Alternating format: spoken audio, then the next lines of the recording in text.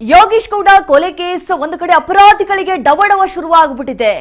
ಮರಣ ದಂಡನೆಯೋ ಅನ್ನುವಂತಹ ಪ್ರಶ್ನೆ ಸಹಜವಾಗಿ ಮೂಡ್ತಾ ಇದೆ. ಯಾಕಂತಂದ್ರೆ ರಾಜ್ಯ ರಾಜಕೀಯದಲ್ಲಿ ತೀವ್ರ ಸಂಚಲನಕ್ಕೆ ಎಡೆ ಮಾಡಿಕೊಟ್ಟಂತಹ ಒಂದು ಪ್ರಕರಣ ಇದು. ಎಲ್ಲ ಜೀವಾವಧಿ ಶಿಕ್ಷೆ ಆಗ್ಬಿಡುತ್ತೋ ಅನ್ನುವಂತಹ ಭಯ ಅವರಲ್ಲಿ ಕಾಡ್ತಾ ಇದೆ. ಮರಣದ ದಂಡನೆಯೋ ಅಥವಾ ಜೀವಾವಧಿ ಶಿಕ್ಷೆಯೋ, ವಿನಯ್ ಸೇರಿ 17 ಅಪರಾಧಿಗಳಿಗೆ ಇವತ್ತು ಶಿಕ್ಷೆ ಪ್ರಮಾಣ ಪ್ರಕಟ ಆಗುತ್ತೆ. ನಿನ್ನೆ ಕೋರ್ಟ್ನಲ್ಲಿ ಅಪರಾಧಿಗಳ ಪರ ವಕೀಲರು ಸುದೀರ್ಘವಾಗಿ ವಾದವನ್ನ ಮಂಡಿಸಿದ್ರು. ಇವತ್ತಿಗೆ ಆದೇಶವನ್ನ ಕಾಯ್ದಿರಿಸಿದಂತಹ ಜನಪ್ರತಿನಿಧಿಗಳ ಸ್ಪೆಷಲ್ ಕೋರ್ಟ್ ಇವತ್ತು ಶಿಕ್ಷೆ ಪ್ರಮಾಣ ಪ್ರಕಟಿಸುತ್ತಾರೆ. ನ್ಯಾಯಮೂರ್ತಿ ಸಂತೋಷ್ ಗಜಾನನ ಭಟ್ ಅವರು. ಎಲ್ಲ ಒಂದು ಕಡೆ ಅಪರಾಧಿಗಳಿಗೆ ಡವಡವ ಶುರುವಾಗ್ಬಿಟ್ಟಿದೆ. ಏನಾಗುತ್ತೆ ಇವತ್ತು? ಯಾಕಂತಂದ್ರೆ 2 ವರ್ಷ ಏನಾದ್ರೂ ಶಿಕ್ಷೆ ಪ್ರಮಾಣ ಪ್ರಕಟ ಆಗಿಬಿಟ್ರೆ ಶಾಸಕತ್ವ ಸ್ಥಾನವನ್ನು ಕಳೆದುಕೊಳ್ಳುವಂತಹ ಪರಿಸ್ಥಿತಿಗೆ ಒಳಗಾಗ್ತಾರೆ ಶಾಸಕ ವಿನಯ್ ಕುಲಕರ್ಣಿ ಅವರು. ಈ ಒಂದು ಪ್ರಕರಣದಲ್ಲಿ 17 ಜನ ಇದ್ದಾರೆ. ಸೊ ಎಲ್ಲ ಆರೋಪಿಗಳಿಗೆ ಡವಡವ ಶುರು ಆಗ್ಬಿಟ್ಟಿದೆ. ಎಷ್ಟು ವರ್ಷ ನಮಗೆ ಶಿಕ್ಷೆ ಪ್ರಕಟ ಆಗುತ್ತೆ ಅನ್ನುವಂತಹ ಪ್ರಶ್ನೆ ಅವರಲ್ಲಿ ಮೂಡ್ತಾ ಇದೆ. ಎಸ್ ನೋಡಿ, ಇವತ್ತು 2 ವರ್ಷಕ್ಕಿಂತ ಅಧಿಕ ಶಿಕ್ಷೆ ಆಗಿಬಿಟ್ರೆ ಅವರ ಸ್ಥಾನ ಏನಿದೆ ಅನರ್ಹಗೊಂಡು ಬಿಡುತ್ತೆ. ಅದರ ಮೇಲೆ ಅವರ ಶಾಸಕ ಸ್ಥಾನ ಕೂಡ ನಿರ್ಧಾರವಾಗುತ್ತೆ. ಇವತ್ತಿನ ಶಿಕ್ಷೆಯ ಪ್ರಮಾಣ ಏನಿದೆ ಪ್ರಕಟಗೊಳ್ಳುತ್ತಲ್ಲ. ನ್ಯಾಯಮೂರ್ತಿ ಸಂತೋಷ್ ಗಜಾನನ ಭಟ್ ಅವರು ಇವತ್ತು ಶಿಕ್ಷೆಯ ಪ್ರಮಾಣವನ್ನ ಪ್ರಕಟಿಸ್ತಾರೆ. ಸೊ 2 ವರ್ಷಕ್ಕಿಂತ ಅಧಿಕ ಶಿಕ್ಷೆ ಪ್ರಕಟವಾಗುವಂತಹ ಸಾಧ್ಯತೆ.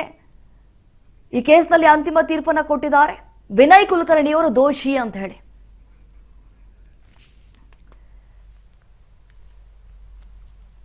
ಎಸ್, ಇದ್ರ ಬಗ್ಗೆ ಮತ್ತಷ್ಟು ಮಾಹಿತಿಯನ್ನು ಕೊಡ್ತಾರೆ ನಮ್ಮ ಪ್ರತಿನಿಧಿ ಶಿವು. ಈಗ ಫೋನ್ ಸಂಪರ್ಕದಲ್ಲಿ ಜಾಯ್ನ್ ಆಗಿದ್ದಾರೆ. ಎಸ್ ಶಿವು, ಈಗಾಗಲೇ ನಿನ್ನೆ ಅಷ್ಟೇ ಸುದೀರ್ಘವಾಗಿ ವಾದವನ್ನು ಮಂಡಿಸಿದ್ರು.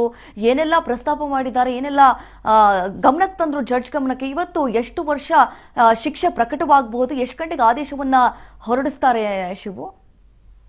11:15 ಕೋರ್ಟ್ ಕಲಾಪ ಪ್ರಾರಂಭ ಆಗುತ್ತೆ. 11:15 ಕೋರ್ಟ್ ಕಲಾಪ ಪ್ರಾರಂಭ ಆದ ಸಂದರ್ಭದಲ್ಲಿ ಕಾಲಿನ್ ಅವರ್ ಏನಿರುತ್ತೆ, ಆ ಕಾಲಿನ್ ಅವರಲ್ಲಿ ಇತರೆ ಕೇಸ್ಗಳನ್ನು ಕೂಡ ಕರೆಯುವಂತ ಸಾಧ್ಯತೆ ಇರುತ್ತೆ. ಇತರೆ ಕೇಸ್ಗಳನ್ನ ಕರೆದು ಆ ಕೇಸ್ಗಳಿಗೆ ಸಂಬಂಧಪಟ್ಟಂತೆ ಡೇಟ್ ಅನ್ನು ಕೊಡುವಂಥದ್ದು, ಮುಂದಿನ ದಿನಾಂಕಗಳಿಗೆ ಪೋಸ್ಟ್ ಮಾಡುವಂತ ಕೆಲಸವನ್ನ ಕೋರ್ಟ್ ಮಾಡುತ್ತೆ. ನಂತರದಲ್ಲಿ ಜಡ್ಜ್ಮೆಂಟ್ಗೆ ಎಲ್ಲ ಕಾಲಿಂಗ್ ಕೇಸ್ಗಳನ್ನ ಕರೆದು ನಂತರದಲ್ಲಿ ಜಡ್ಜ್ಮೆಂಟ್ಗೆ ಅವಕಾಶವನ್ನ ಮಾಡ್ಕೊಳ್ತಾರೆ. ಆ ಜಡ್ಜ್ಮೆಂಟ್ಗೆ ಅವಕಾಶವನ್ನ ಮಾಡ್ಕೊಳ್ಳುವಂತ ಸಂದರ್ಭದಲ್ಲಿ ಎಲ್ಲರೂ ಕೂಡ ಅಪರಾಧಿಗಳೆಲ್ಲರೂ ಕೂಡ ಅಲ್ಲಿ ಪ್ರೆಸೆನ್ಸ್ ಇರಬೇಕು. ಪ್ರತಿಯೊಬ್ಬರನ್ನು ಕೂಡ ಪ್ರೆಸೆನ್ಸ್ ಅನ್ನ ಖಚಿತಪಡಿಸ್ಕೊಳ್ತಾರೆ. ಅನಂತರದಲ್ಲಿ ಒಬ್ಬೊಬ್ಬರಾಗಿ ಅವರ ಹೆಸರನ್ನ ಹೇಳಿ ಅವರಿಗೆ ಅವರ ಮೇಲೆ ಯಾವ ಎಲ್ಲ ಆರೋಪಗಳಿದಾವೆ ಅನ್ನುವಂಥದ್ದನ್ನ ಹೇಳಿ ಯಾವ್ಯಾವ ಸೆಕ್ಷನ್ ಅಡಿಯಲ್ಲಿ ಅವರ ಮೇಲೆ ಏನದು ಕೇಸ್ ಇದೆ ಅಂತ ಹೇಳಿ ಅದಕ್ಕೆ ಸಂಬಂಧಪಟ್ಟಂತೆ ಶಿಕ್ಷೆಯ ಪ್ರಮಾಣವನ್ನ, ಯಾವ ಶಿಕ್ಷೆಯ ಪ್ರಮಾಣವನ್ನ ಕೋರ್ಟ್ ನಿರ್ಧರಿಸಿದೆಯೋ ಆ ಶಿಕ್ಷೆಯ ಪ್ರಮಾಣವನ್ನ ಹೇಳುವಂತ ಕೆಲಸವನ್ನ ಮಾಡ್ತಾರೆ.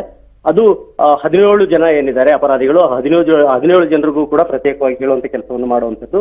ಸೊ ಪ್ರತಿಯೊಬ್ಬರಿಗೂ ಕೂಡ ಸ್ವಲ್ಪ ಮಟ್ಟಿಗೆ ಡಿಫರೆನ್ಸಸ್ ಅನ್ನ ಏನಾದ್ರು ಗುರುತಿಸಿದ್ರೆ ನ್ಯಾಯಮೂರ್ತಿಗಳು ಅವರ ಪಾತ್ರ ಪ್ರತಿಯೊಬ್ಬರು ಪಾತ್ರ ಒಂದೇ ಆಗಿದೆಯಾ ಅಥವಾ ಡಿಫರೆಂಟ್ ಆಗಿದೆಯಾ, ಏನಾದ್ರು 302 ಇಂದ ಬೇರೆ ಬೇರೆ ಸೆಕ್ಷನ್ಗಳಿಗೆ ಅವ್ರಿಗೆ ಅವರ ಒಂದು ಕೊಲೆಯಲ್ಲಿ ಇರುವಂತ ಪಾತ್ರ ಡಿಫರೆಂಟ್ ಆಗಿರುತ್ತಾ ಅಂತ ನೋಡ್ಕೊಂಡು ಜಡ್ಜ್ಮೆಂಟ್ ಅನ್ನ ಬರೆದಿರುವಂತ ಕೆಲಸವನ್ನ ಮಾಡಿರ್ತಾರೆ. ಆ ಒಂದು ಶಿಕ್ಷೆಯ ಪ್ರಮಾಣವನ್ನ ಹೇಳುವಂಥದ್ದು ಹೇಳಿ ಅನಂತರದಲ್ಲಿ ಇವತ್ತು ಬಹುತೇಕವಾಗಿ ಒಂದು ಈಗಾಗ್ಲೇನೆ ತಯಾರಿ ಮಾಡ್ಕೊಂಡಿರುವಂತಹ ಒಂದು ಪ್ರತಿಯನ್ನ ಓದಿ ಆ ನಂತರದಲ್ಲಿ ಶಿಕ್ಷೆಯನ್ನು ಪ್ರಕಟ ಮಾಡಿ ಈ ಕೇಸನ್ನ ಮುಗಿಸುವಂಥದ್ದು. ಆ ವೇಳೆಗೆ ಆಗ್ಲೇ ಯಾರ್ಯಾರಿಗೆ ಏನೇನ್ ಶಿಕ್ಷೆ ಅನ್ನುವಂಥದ್ದು ಗೊತ್ತಾಗುತ್ತೆ. ಬಹುತೇಕವಾಗಿ ಜೀವಾವಧಿ ಶಿಕ್ಷೆ ಕೊಡಬೇಕು ಎಲ್ರಿಗೂ ಕೂಡ. This is the cold blooded murder ಅನ್ನುವಂಥದ್ದನ್ನ assistant additional solicitor general SP Rajeev ಅವರು ತಮ್ಮ ವಾದವನ್ನು ಮಂಡಿಸಿದ್ರು.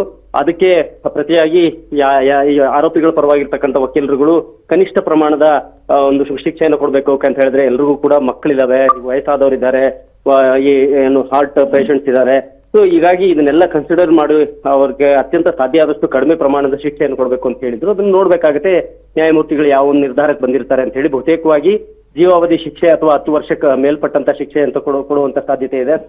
ಅದನ್ನ ಹೊರತುಪಡಿಸಿದ್ರೆ ಕಡಿಮೆ ಅಂತ ಸಾಧ್ಯತೆ ಇಲ್ಲ. ಏನಾದ್ರೂ 10 ವರ್ಷದ ಮೇಲ್ಪಟ್ಟದ ಶಿಕ್ಷೆಯ ಪ್ರಮಾಣವನ್ನ ಪ್ರಕಟಿಸಿದ್ದೇ ಆದಲ್ಲಿ ಶಾಸಕ ವಿನಯ್ ಕುಲಕರ್ಣಿಗೆ ಶಾಸಕತ್ವ ಸ್ಥಾನಕ್ಕೆ ಕುತ್ತು ಬರುತ್ತೆ.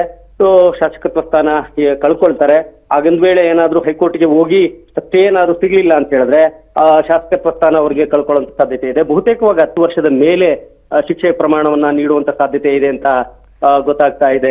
ದೀಪಾ. ಎಸ್ ಶಿವು, ಈಗಾಗಲೇ ನೋಡಿ ಅಂತಿಮ ತೀರ್ಪಿಗೂ ಮುನ್ನ ಕೇಸ್ನಲ್ಲಿ ಒಂದ್ ಕಡೆ ಖುಲಾಸೆ ಆಗ್ತೀನಿ ಅನ್ನುವಂತಹ ಭರವಸೆಯಲ್ಲಿದ್ರು ವಿನಯ್ ಕುಲಕರ್ಣಿ ಅವರು. ಆದ್ರೂ ಕೂಡ ಇವತ್ತು ಈ ಒಂದು ಪ್ರಕರಣದಲ್ಲಿ ದೋಷಿ ಅಂತ ಹೇಳಿ ಈಗ ಪ್ರೂವ್ ಆಗಿದೆ. ಸೊ ಇವತ್ತೇನು ಶಿಕ್ಷೆ ಪ್ರಕಟವಾಗುತ್ತೆ, ಮತ್ತೊಂದು ಕಡೆ ಇದು ಈ ಒಂದು ಪ್ರಕರಣ ಏನಿದೆ 2 ವರ್ಷ ಏನಾದ್ರೂ ಅವ್ರಿಗೆ ಶಿಕ್ಷೆ ಪ್ರಕಟವಾಗ್ಬಿಟ್ರೆ ಅವರನ್ನ ಅನರ್ಹಗೊಳಿಸಲಾಗುತ್ತೆ ಅನ್ನುವಂತಹ ಮಾಹಿತಿ ಇದೆ. ಹಾಗೆ ಇದು ಎಷ್ಟರ ಮಟ್ಟಿಗೆ ರಾಜ್ಯ ರಾಜಕಾರಣದಲ್ಲಿ ಸಂಚಲನ ಕ್ರಿಯೇಟ್ ಮಾಡ್ಬೋದು, ಮತ್ತೊಂದು ಕಡೆ ವಿಪಕ್ಷಗಳಿಗೆ ಏನಾದ್ರೂ ಅಸ್ತ್ರ ಆಗಿ ಪ್ರಯೋಗ ಮಾಡ್ಬೋದಾ, ಹೆಂಗೆ ಅವರು?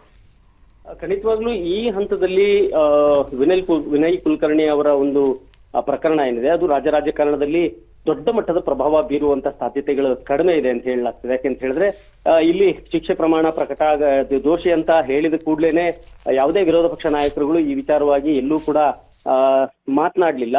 ಸೊ ಅವ್ರಿಗೆ ತಪ್ಪು ಮಾಡಿರೋರಿಗೆ ಶಿಕ್ಷೆ ಆಗಿದೆ ಅನ್ನೋ ರೀತಿಯಲ್ಲಿ ಇದೆ. ಹಾಗೇನೆ ಕಾಂಗ್ರೆಸ್ನವರು ಕೂಡ ಎಲ್ಲೂ ಡಿಫೆಂಡ್ ಮಾಡುವಂತ ಕೆಲಸವನ್ನ ಅಥವಾ ಸ್ವಾಗತ ಮಾಡುವಂತ ಕೆಲಸವನ್ನ ಮಾಡಲಿಲ್ಲ. ಬಹುದೊಡ್ಡ ಮಟ್ಟದ ರಾಜಕೀಯವಾದಂತ ಪರಿಣಾಮ ಬೀರುವಂತ ಸಾಧ್ಯತೆಗಳೇ ಇಲ್ಲ.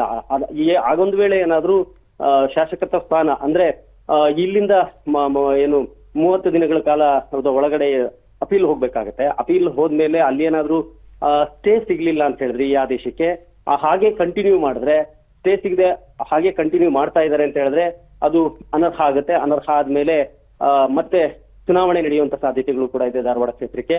ಆದ್ರೆ ಇದು ರಾಜಕೀಯವಾಗಿ ರಾಜ್ಯದಲ್ಲಿ ಸಂಚಲನ ಮೂಡಿಸುತ್ತಾ? ಖಂಡಿತವಾಗ್ಲೂ ಇಲ್ಲ. 10 ವರ್ಷದ ಹಿಂದಿನ ಪ್ರಕರಣ ಆಗಿರೋದ್ರಿಂದ ಹಲವಾರು ಬಾರಿ ಜೈಲಿಗೆ ಹೋಗಿ ವಾಪಸ್ ಬಂದಿರೋದ್ರಿಂದ ಈಗ ವರ್ಡಿಕ್ಟ್ ಬಂದಿದೆ.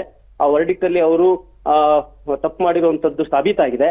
ಸೊ ಹಾಗಾಗಿ ದೊಡ್ಡ ಮಟ್ಟದ ಏನು ಪ್ರಭಾವ ಬೀರುವಂತ ಸಾಧ್ಯತೆಗಳಿಲ್ಲ. ಈಗಾಗ್ಲಿ ಸಾಕಷ್ಟು ಜನಪ್ರಿಯತೆಯನ್ನ ಇಟ್ಕೊಂಡಿರುವಂತದ್ದು ಕೂಡ ವಿನಯ್ ಕುಲಕರ್ಣಿ. ನೋಡ್ಬೇಕಾಗತ್ತೆ. ಆಗೊಂದ್ ವೇಳೆ ಅನರ್ಹ ಅಂತ ಖಚಿತ ಆದ್ರೆ, ಆ ಸಮಯ ಅವಧಿ ಮೀರಿ ಅನರ್ಹ ಅಂತ ಖಚಿತ ಆದ್ರೆ ಮತ್ತೆ ಒಮ್ಮೆ ಚುನಾವಣೆ ಆಗುತ್ತೆ. ಚುನಾವಣೆಯಲ್ಲಿ ಅವಾಗ ಒಂದು ರಾಜಕೀಯ ಹೇಳಿಕೆಗಳು ಬರುವಂತಹ ಸಾಧ್ಯತೆಗಳು ಇರುತ್ತೆ. Deepa. Yes Shivu, thank you ತಮ್ಮ ಮಾಹಿತಿಗಾಗಿ. ಎಸ್ ನೋಡಿ, ಯೋಗೇಶ್ ಗೌಡ ಕೊಲೆ ಕೇಸ್ ಏನಿದೆ, ಆ ಪ್ರಕರಣ ಏನಿದೆ, ಈಗ ಅಪರಾಧಿಗಳಿಗೆ ಒಂದು ರೀತಿಯಾಗಿ ಭಯ ಶುರುವಾಗ್ಬಿಟ್ಟಿದೆ. ಎಷ್ಟು ವರ್ಷಗಳ ಕಾಲ ಶಿಕ್ಷೆ ಪ್ರಕಟವಾಗುತ್ತೆ, ಮುಂದಿನ ಭವಿಷ್ಯ ಏನು ನಮ್ದು ಅಂತ ಹೇಳಿ ಪ್ರತಿಯೊಂದು ಕೂಡ ಈಗ ಯೋಚನೆ ಮಾಡುವಂತಹ ಸಂದರ್ಭ ಬಂದ್ಬಿಟ್ಟಿದೆ. ಸೊ ನಿನ್ನೆ ಅಷ್ಟೇ ಸುದೀರ್ಘವಾಗಿ ವಾದ ಆಯಿತು, ಪ್ರತಿವಾದ ಆಯಿತು.